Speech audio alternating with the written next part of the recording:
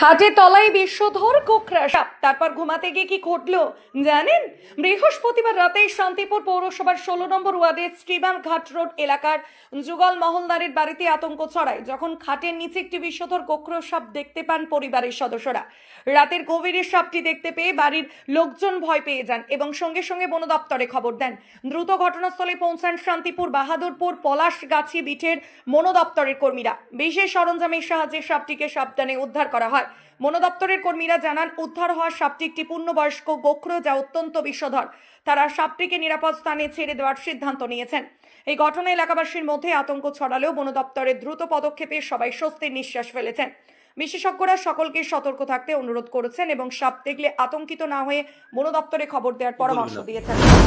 বলতে প্রায় 1-1.5 ঘন্টা আগে সাপটা দেখা গেছে, আমরা দেখেছি। তারপরে একাধিকবার বন দপ্তরকে ফোন করার পরে ওনারা আসেন, এসে সাপটাকে উদ্ধার করে নিয়ে গেছে। এখন আমরা আপাতত চিন্তামুক্ত। বাইরে অনেক বাচ্চা কাচ্চা আছে, আমরাও অন্ধকারে বেরোতে হয় রাত্রিবেলা অনেক সময়, সেই কারণে এখন আমরা চিন্তামুক্ত।